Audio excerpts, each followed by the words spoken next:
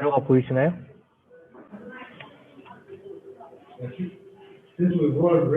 감사합니다. 그러면 제가 기도하고 오늘 2시에를 시작하도록 하겠습니다. 기도할게요. 사랑의 하나님 감사합니다. 오늘 디앙크티 두 번째 시간 그리고 시험 기간 전에 있는 굉장히 중요한 시간을 마쳤습니다.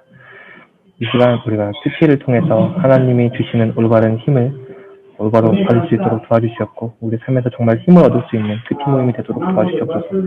감사합니다. 예수님의 이름으로 기도했습니다. 네, 잘 들어오셨나요? 좋군요. 오늘은 디앙크티 두 번째 시간입니다. 어땠나요? 액션 포인트를 적용하면서 큐티 해보니까 어땠나요? 좋았어요? 지원 선생님 어떤 게 좋았는지 혹시 한번 말씀해 주시죠. 액션 포인트 아니면 맥락 둘 중에 어떤 거 말씀하세요? 원하는 거 아무거나 하시죠. 아무거나? 저도 이번에 좀 삶에도 좀 적용이 되는 큐티를 해보고 싶어서 좀 그런 거에 공부를 더 해보려고 저희 구영지 간사님이 하시는 영상이나 또 특별히 또 책을 샀어요. 그냥 약간 공부를 해보려고 뭔가 성경 근데 여기 막 특별히 이번에 원작에 많이 나왔는데 거기 자료도 많이 나오고 해서 뭔가 풍성하게 그냥 설명 그냥 글자만 볼 때는 모양이 그려지지 않았는데 이렇게 맥락이나 이런 것들을 같이 공부를 하니까 뭔가 좀 더 생생한 것 같고 하루에 계속 생각이 나더라고요. 그냥 오늘 큐티한 장면들이 머릿속에 그려지면서 좀 이렇게 계속 생각이 나는 그런 한 주였어요.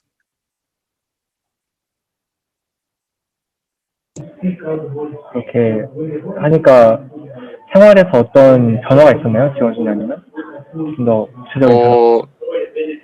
그쵸. 아무래도 사실 제 생활 속에서 하나님께 드릴 수 있는 영광을 좀 찾으려고 노력을 한 것 같아요. 오늘 이번 주 말씀이 특별히 또 출애굽기 말씀이어서 그런지 더 이제 그런 좀 뭔가 영적인 그런 것들을 생활을 해보려고 좀 노력을 했던 것 같고 원래 큐티는 그냥 하고 그냥 했다는 거에 더 그러니까 뭔가 의의를 뒀었는데 좀 뭔가 적용해보려고 하는데 좀 더 의의를 두는 그런 시간이었던 것 같아요.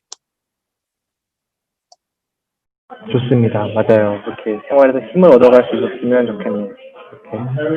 이렇게 다른 책을 보면서 공부하는 걸 연구와 묵상이라고 표현하는데 이번 시간에 연구와 묵상 전에 관찰을 어떻게 할 수 있는지 큐티의 시작인 관찰부터 어떻게 할 수 있는지를 한번 배워보려고 합니다. 시멘프렌즈 구독해 주시고 올바른 관찰이에요. 첫 번째 그림이 보이죠 여러분? 이 그림에는 오류가 있습니다. 어떤 오류가 있는지 1분 정도 생각을 해보고 나눠보도록 할 거예요. 제가 임의로 지정하겠습니다. 네, 이분땡 어떤 오류가 있나요? 우리 잘 보셨던 것 같은 규혁 순장님 말씀해 주시겠어요? 저요? 제가 알기로는 이거 그 예수님 탄생 관련해서 동방박사 그림 같은데 저도 어렴풋이 들어서 기억은 안 나는데 이게 박서연 목사님이 항상 이제 하시면서 하셨던 얘기가 예수님 태어나고 이렇게 동방박사들이 바로 왔던 게 아니다라고 저는 기억을 하거든요. 그러니까 저희가 어떤 성탄절 때 연극 같은 거 하면은 동방박사 셋 나오고 무조건 이렇게 선물 들고 와가지고 태어난 아기 예수님 앞에서 이렇게 드리는데 그게 아니라 제가 알기로는 좀 시간이 지나고 온 걸로 알고 있어서 제가 보기에는 우리가 항상 좀 쉽게 생각하고 넘어갔던 그 부분인 것 같습니다. 좋아요. 제가 놀랐던 점은 말씀을 기억하고 있다는 거. 어떻게 주님의 말씀을 기억하고 있죠? 굉장히 잘 기억하고 있네요. 좋습니다. 감사해도 되겠어요. 또 제가 말한 요점과는 조금 다른 것이 있어요. 말씀을 한번 보여드릴 테니까 다시 한번 생각해 보시고. 그냥 저는 사실 그냥 그림만 보고 뒷감적으로 여기 장소가 마구간이 아닌 것 같은데 이렇게 생각을 들었고 그거 말고는 뭐가 사람 이렇게 동방북성들이 이렇게 생기지 않은 건가? 그렇게만 생각하고 있었어. 좋습니다. 아주 잘 말씀해 주셨어요. 우리가 많이 오해하는 것 중에 그 성극이나 또는 육아유치부대 그림 만화로 이런 것들을 접하다 보니까 동방박사는 세 사람일 거다라는 마음을 갖고 있어요. 생각을 가지고 있어요. 이거에 대한 그림이었어요. 사실 보물이 세 개죠. 황금과 유향과 몰락이 세 개지 동방박사는 세 사람이 아니었다고 합니다. 오히려 더 많은 사람들이 왔을 거고 사랑순에 말한 것처럼 예수님은 구유에서 태어나셨지만 마구간에서 태어나지 않으셨을 것이다 라고 생각하고 있어요. 그런 것들이 말씀을 아는 말씀이라고 생각하고 구체적으로 보지 않았을 때 나타나는 현상들입니다. 한 가지 더 볼까요? 이 그림을 보고 오류를 말씀해 주시면 감사드리겠습니다. 힌트는 출애굽기 14장입니다. 그래서 이거 제가 얘기해도 될까요? 안 됩니다. 아, 네, 시간이 다 됐습니다. 저는, 이게 모세가 홍해를 가르는 출애굽기에서 애굽의 군대가 뒤에서 쫓아왔을 때 홍해를 가르는 장면인 것 같은데, 잘 모르겠어요. 그림만 봐서는 그냥 제가 생각하기로는 지금 보면 모세가 그림에서는 바다 한가운데에 있는 것 같은데, 그냥 말씀에서는 모세가 딱 지팡이를 내리쳤나? 그러니까 바다가 갈라져서 그 길을 걷는 걸로 나오는데 여기서는 바다 한가운데에서 지팡이를 내리치는 것 같은 느낌이어서 그게 잘못됐나 싶기도 한데 저는 잘 모르겠습니다. 감사합니다. 규혁신장님 말씀하고 싶었던 게 궁금해지네요. 말씀해 보시죠. 이거 저는 이거 되게 관심 있었던 부분이어가지고 자주 찾아봤었는데, 이게 말씀해주신 출애굽기 보면은, 저희 보통 애니메이션 같은 거 보면은 모세가 이렇게 꽝 찍으면 촥 갈라지는데, 그게 아니라, 말씀에 아마 하루 밤낮인가 며칠 밤낮으로 이렇게 모세가 기도할 때 바람이 이렇게 불어서, 옆으로 이렇게 갈라졌다고 나오는 걸 제가 봤거든요. 그래서 그거이지 않을까. 박수를 쳐주겠습니다. 여러분, 출애굽기 오해와 진실이라는 시면 프렌즈 영상을 보시면 많은 것을 알 수 있는데 그 중에 하나입니다. 말씀을 보시면 큰 동풍입니다. 동쪽이 어디죠? 여러분, 동쪽이 어디인가요? 가나안 쪽인데? 이문순장님이 가나안 쪽이라고 하셨습니다. 가나안에서 불기 시작했습니다. 이게 이집트의 왕자라는 애니메이션인데 잘 만들었어요. 하지만 이렇게 마치 모세가 홍해를 가른 것처럼 보이게 하고 사실은 하나님이 가나안에서부터 하나님으로부터 온 거거든요, 사람이. 근데 그거를 조금 깊게 묵상하지 못하도록 만들었습니다. 이것이 관찰의 오류라고 할 수 있겠어요. 여러분, 우리가 말씀 부분을 구체적으로 알지 않고 넘어갔기 때문에 이런 오류가 생긴 것입니다. 관찰은 본문에서 무엇을 보는가에 대한 이야기입니다. 성경을 그냥 읽는 것이 아니라 본문 전체와 세부사항의 특이점을 파악하는 것이고, 이 과정에서 중요한 것은 객관적인 제3자가 되는 거예요. 독자로서 텍스트를 인식하는 것입니다. 또 이 과정에서 중요한 것 중에 하나는 고착화를 벗어나는 거예요. 우리가 지금까지 아까 말했던 아기 때 봤던 거. 그림 성경으로는 당연히 좀 더 사실을 드라마틱하게 만들어서 기억을 잘하기 쉽게 만들 수밖에 없는데, 성장한 우리는 대학생도 됐으면 텍스트를 읽고 이게 무슨 환경에서 어떻게 일어나는 것인지를 분명하게 알아야 합니다. 그러기 위해서는 처음 보는 말씀인 것처럼 낯설게 읽는 습관이 필요해요. 그래야 그 안에 숨겨진 보물들을 인식할 수 있어요. 세 가지 팁들을 알아갈 건데, 첫 번째는 문맥으로 관찰하는 겁니다. 내게 능력 주시는 자 안에서 내가 모든 것을 할 수 있느니라 하죠. 빌립보서 4장 13절 굉장히 유명한 말씀인데, 이 말씀만 보면 내가 하나님 안에서 모든 것을 할 수 있다. 내가 시험도 잘 볼 수 있고, 내가 운전도 연습도 잘 할 수 있고, 이렇게 적용할 수가 있어요. 하지만 이 위에 있는 12절을 함께 보게 되면 전혀 다른 이야기가 됩니다. 바울이 말하는 것은 배부름과 배고픔, 풍부와 궁핍에 처할 줄 아는 그런 어디에서든지 적응할 수 있는 모든 것이라는 뜻이죠. 이걸 더 넘어가다 보면 내가 복음을 전하기 위해서 배고플 수도 있고 복음을 전하기 위해서 배부를 수도 있다. 이런 바울의 마인드를 볼 수 있습니다. 결론적으로 큐티 본문의 전후를 읽으면서 전체의 스토리를 보지 않으면 올바른 큐티에 접근할 수 없습니다. 우리가 지금 하는 토3 큐티는 중간에 빠져있을 수도 있고 도는 맥락이 이어지지 않을 수도 있어요. 그런데 그게 큐티의 이 시간에 필요하지 않아서 중요하지 않아서 빠진 것이 결코 아니라는 것입니다. 두 번째 팁은 문법적 도구를 관찰하는 거예요. 육하 원칙과 주어, 동사, 접속사인데 육하 원칙을 주로 보겠습니다. 첫 번째는 본문에서 말하는 사람, 누구인가예요. 출애굽기 2장 1절에서 5절을 함께 찾아볼까요? 출애굽기 2장 1절에서 5절 읽지 않을 거고 보기만 하겠습니다. 우리 큐티했다는 부분이죠. 모세가 태어나고 레위 여자에게 장가들어서 여자가 임신했다 이런 것이 설명인데 제가 깜짝 놀랐던 게 우리 아이들이 이걸 묵상하면서 요게벳을 떠올리더라고요. 출애굽기 2장에는 요게벳이 나오지 않습니다. 제목 관찰함. 제목 큐티했다고 볼 수도 있을 것 같아요.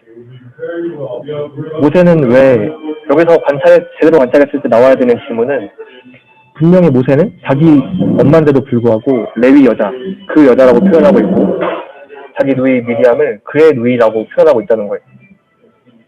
저자가 모세인데 왜 그렇게 표현했을까라고 생각하는 게 올바른 큐티의 관찰입니다. 왜일까요? 한번 이렇게 된 김에 얘기해 볼까요?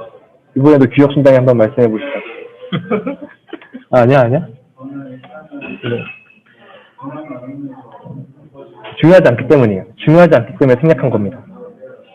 이 갈대 상자에 띄어서 보낸 것이 요게벳의 지혜나 어떤 생각이 아니라 온전히 하나님의 주관하심이었다라는 것을 알게 하는 거고 밑에서 보면 파라오가 누구일지 정확하게 말할 수 있잖아요. 이름이 있는 파라오니까. 근데 파라오의 이름은 말하지 않고 1장에서 볼 때 믿음으로 순종한 두 산파 누구죠?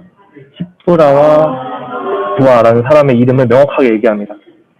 모세가 이렇게 썼던 의도는 무엇일까요? 하나님을 순종하지 않는 바로보다 하나님의 순종하는 이 두 이름 없을 히브리 여인 2명이 더 중요하다라고 하는 거예요. 이걸 관찰할 수 있습니다. 그러니까 우리가 인물의 말과 행동, 상황 묘사와 서술을 통해서만이라도 무슨 일이 발생하고 있는지만 관찰해도 우리는 여러 가지 진리들을 발견할 수 있습니다. 그래서 객관적이고 구체적인 관찰이 필요한 것이죠. 두 번째입니다. where와 when인데요. 사건이 벌어진 장소는 어디인가? 지명은 무엇인가? 인물은 어떻게 이동했나? 이것들을 파악하는 거예요. 근데 여기서 우리가 관찰의 수준에서 볼 것은 지명이 뜻하는 것은 무엇인가? 장소적인 특색, 광야 같은 이런 물이 없는 곳 이렇게 연구하는 것은 관찰의 단계가 아닙니다. 이것은 연구와 묵상의 단계에 속해요. 관찰의 단계에서는 객관적인 정보를 수집하고 생각나는 것들을 질문들을 잘 정리해서 그 질문에 대한 연구들을 해나갈 수 있도록 가이드하는 거거든요. 근데 우리가 시간이 짧다 보면 이 관찰, 묵상, 적용의 순서가 섞일 수가 있어요. 순서가 중요한 건 아니지만 섞이다 보면 놓치는 부분들이 있을 수 있습니다. 그래서 관찰, 묵상, 적용으로 되도록이면 순서대로 하는 게 좋겠네요. 사건이 언제 일어나는가도 굉장히 중요합니다. 이거는 굉장히 장대하고 조금 뭐랄까요, 너무 신학적으로 접근할 수 있어서 지금 다루진 않을 텐데 예수님이 6월절에 돌아가시고 성령이 오신 날이 오순절이고 부활한 날이 초실절이에요. 이 세 가지가 유대에서 어떻게 일어났는지를 알게 되면, 언제 일어났는지를 알게 되면 예수님의 죽으심과 부활, 그 성령이 오시는 것이 어떻게 연결되는지 굉장히 엄청난 인사이트를 얻을 수 있습니다. 여러분 연구해 보시고 넘어가겠습니다. 다음 세 번째는 why와 how입니다. 이 why라는 것에는 두 가지 분류가 있어요. 본문의 사건에 대한 이유가 제공되고 있는가, 또는 이유가 나와 있지 않은 경우들이 있겠죠. 이유가 나와 있는 경우는 탕자의 비유를 들 수 있어요. 아버지가 그를 보고 측은히 여겨서 라고 말하거든요. 아버지가 아들을 받아준 이유가 측은히 여겨서임을 본문을 통해 알 수 있습니다. 관찰의 단계에서 한 단계 넘어갈 수 있어요. 측은히 여겼다는 게 뭘까? 이 측은하다는 단어의 뜻이 뭘까?를 원어 성경이나 영어 성경을 보는 게 도움이 될 수 있습니다. 어떤 영어 성경을 봐야 되는지는 제가 카톡방에 링크를 뿌려드리겠습니다. NLT는 영어판 세번역 성경이거든요. 굉장히 어린아이들을 위해서 만든 거라서 약간 조금 살짝 NASB나 구약을 읽을 때 NASB나 적어도 제가 ESV 정도는 봐주셔야 또 영어에 있는 뜻, 한글 성경에 없는 접속사 같은 거 이런 것들을 구체적으로 볼 수 있어요. 좋습니다. 하지만 요한복음 11장에서 나사로가 죽었을 때 예수님이 우시는데요. 이 우시는 이유는 나오지 않습니다. 좀 이따 살리실 건데 왜 우시는 걸까? 라는 질문이 생기겠죠. 이 질문을 가지고 연구 묵상으로 넘어가는 거예요. 왜 우셨을지. 그 질문이 본질적이고 본문을 아는데 중요한 질문이라면 어쩌면 하루 종일 그 질문을 연구하고 묵상해서 적용으로 이끌어갈 수도 있을 거예요. 팀 켈러는 이 질문에 대해서 예수님이 진심으로 우리의 슬픔에 동참하신다라고 대답했습니다. 성경에 답이 나오지 않는 Y는 오범답안만이 존재하기 때문에 여러분 스스로 연구하시고 결론을 찾고 다른 주석들을 살펴보는 것이 도움이 됩니다. 다음은 How인데요. 어떻게 이 사건이 일어나는가에 대한 거예요. 예수님께서 부정한 나병 환자를 만지실 때 만져서 치유해 주시거든요. 이 과정에서 어떤 걸 느낄 수 있나요? 당시 나병 환자는 굉장히 차별받고 소외된 이들이기 때문에 예수님이 만져서 치유해 주신다는 것은 영혼 구원 이상의 전인격적인 회복과 정서적인 회복까지 만져주시는 걸 알 수 있겠죠. 그러면서 예수님의 섬김과 사랑의 표현을 느낄 수가 있습니다. 요즘 우리가 성소를 묵상하고 있는데 하나님께서 성소를 말씀하시고 어떻게 듣게 하시나요? 하나님께서 빛이 있으라 했던 것처럼 그냥 성소에 있으라 하면 되는데 그게 아니라 사람이 직접 성소를 만들게 하시면서 이 하나님의 창조하는 이 창조 사역에 사람의 이 동역을 요청하신다는 거예요. 이 엄청난 인사이트를 얻을 수 있습니다. 그래서 우리가 하나님의 사역, 하나님이 이루어가실 그 지상명령 성취라든지 가정복음화라든지 그런 줄기에서 사람의 이 헌신이 필요하다는 걸 알 수 있는 것이겠죠. 이렇게 적용할 수 있습니다. 마지막 세 번째는 반복되는 단어를 관찰하는 거예요. 고린도후서 1장 1절의 14절을 잠깐 보겠습니다. 고린도후서 1장입니다. 1절에서 14절을 쭉 읽고 뭐가 반복되는지를 말씀해 주시면 여러분의 2시의 시간이 감축되겠습니다. 우리 아닌가요, 우리? 시간을 단축시켜 주셔서 감사합니다. 퇴근할 수 있겠네요.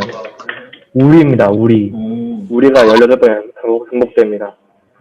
이러므로써 사도 바울이 이 본문에서 우리라는 단어를, 공동체라는 단어를 중요시하고 있다는 걸 알 수 있어요.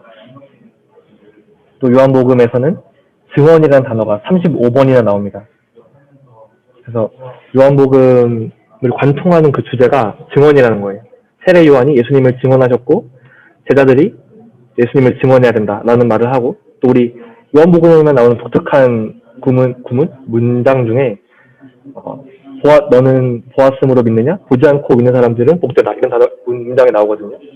이 문장도 증언이라는 이 관통하는 걸 통해서 제대로 된 이해를 할 수 있어요. 맹목적인 믿음이 아니라 증언을 듣고 믿어라 라는 말이거든요.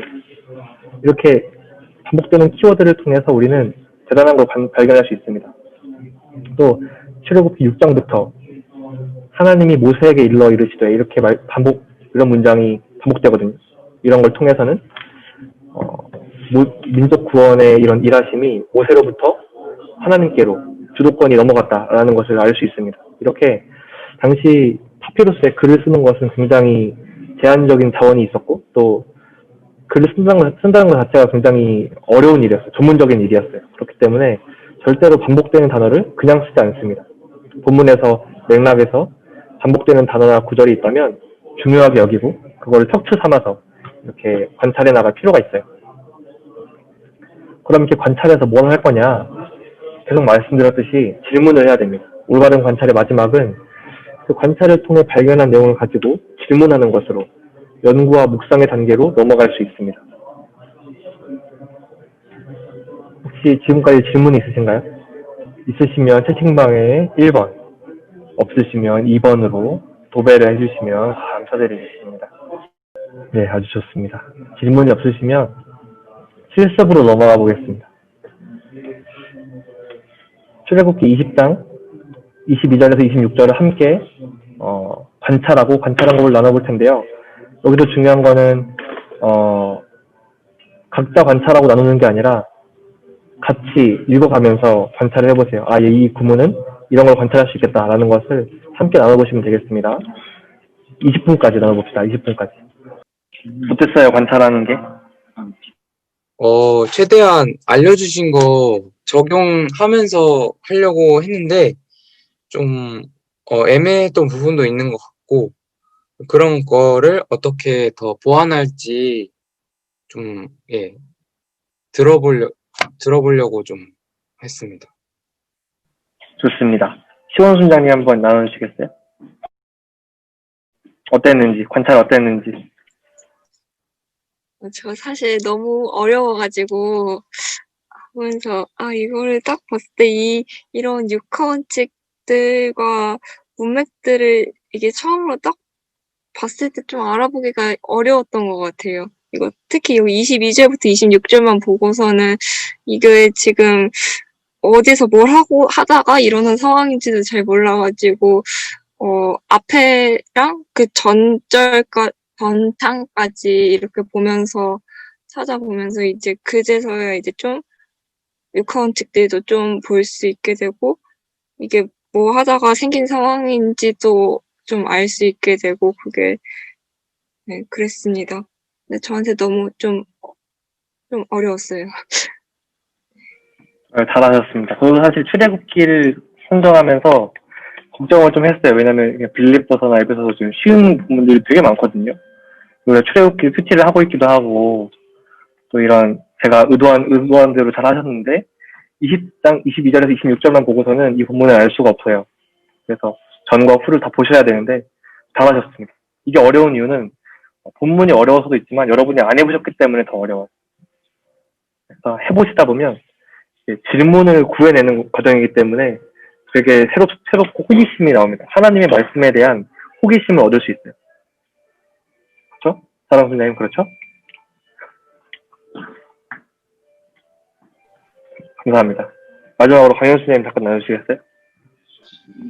네, 저는 그 출애굽기 그 주신 말씀 중에서 마지막 절 26절에 대해서 묵상을 했는데 이게 이제 너는 층계로 내 제단에 오르지 말라 내 하체가 그 위에서 드러날까 함이니라라고 돼 있는 구절이거든요.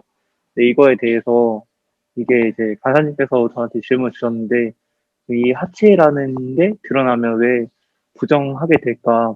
그러니까 하체가 드러나게 될까 함이라고 했으니까 드러나는 게 안 좋다는 말이잖아요. 그래서 이거에 대해서 묵상을 해봤을 때 일단 하체가 이제 이 당시의 옷은 우리가 이제 뭐 지금은 청바지 뭐 이런 것도 있지만은 이 당시 옷은 이제 막 되게 아래로 늘어지는 치마 같은 그런 옷들이잖아요.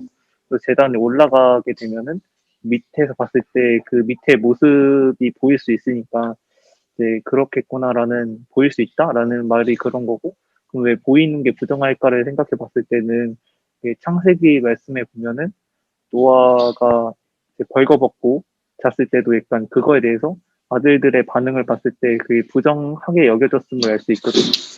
그런 것들을 봤을 때 우리의 하체라는 그 맨살이 드러나는 게 굉장히 부정적으로 여겨졌는데 제가 봤을 땐 그게 아담과 하와가 처음에 만들어졌을 때는 벌거벗고 있었는데 그때는 그게 부정하지 않았고 다만 이제 선악과를 먹었을 때 그때부터 옷을 입고 막 스스로를 부끄러워하면서 그게 부정하게 여겨졌다는 생각이 들었거든요.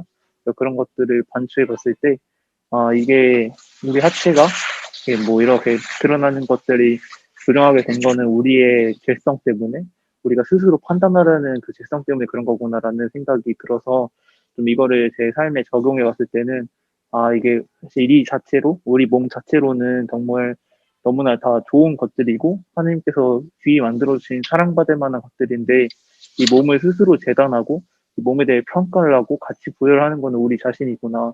예를 들면 뭐 키가 크거나 키가 작거나 뭐 잘생기거나 못생기거나 이런 것들이 다 우리가 스스로 만들어낸 것들이고 하나님이 보시기에는 더 아름답다는 말이 그런 뜻이구나라는 생각이 들면서 좀 저도 좀 반성을 하게 됐어요. 제 스스로 보이는 것들을 많이 재단해 왔던 것 같아서 좀 앞으로는 그런 것들을 반성하면서 좀 재단해 가지 않도록 또 하나님의 시선에서 바라볼 수 있도록 노력해야겠다라는 생각이 들었습니다.